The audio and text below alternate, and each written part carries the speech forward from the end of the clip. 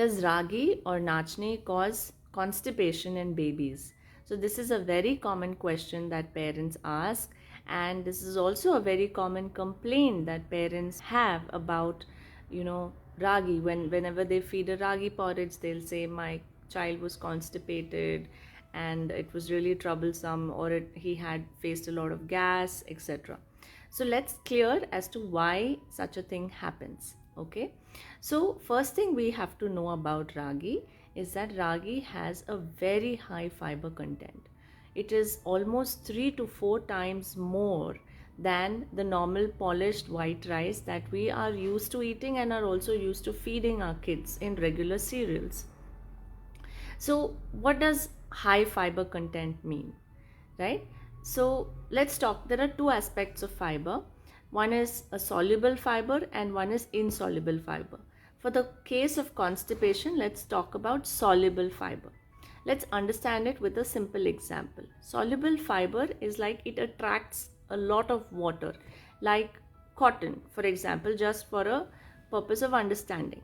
So like how cotton so rapidly absorbs water, that's how the soluble fiber in ragi or any grain that doesn't matter, absorbs a lot of water. So if on that particular day, whenever we have ragi porridge or any ragi based food, let's try to ensure that we also consume a lot of water, because the grain demands that there is a lot of water content in our body so that the fiber can absorb it, and then a lot of chemical digestive actions go on smoothly in the intestines, right? But what happens if there's not sufficient water content in the intestines or the digestive tract?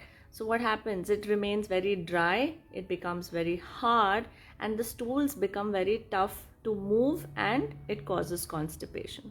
So it's as simple as that. So because ragi has very high fiber, there are more complaints about constipation if you don't have enough water.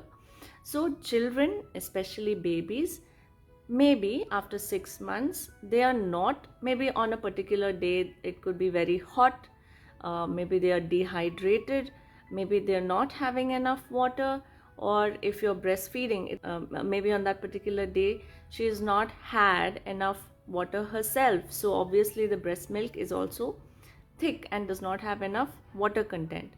So, and the last point could be that the ragi porridge itself is made very thick and with less water content. So these are, broadly 4 common factors why we're probably having less water in our systems, and hence has resulted in constipation.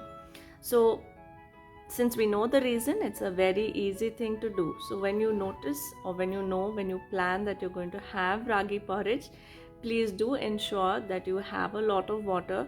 As a mom, as a breastfeeding mother, please consume a lot of water and also feed enough water to the child.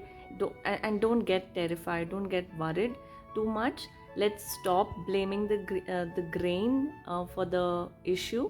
Okay, I see a lot of comments, especially in general blogs these days, that don't give ragi, it causes constipation.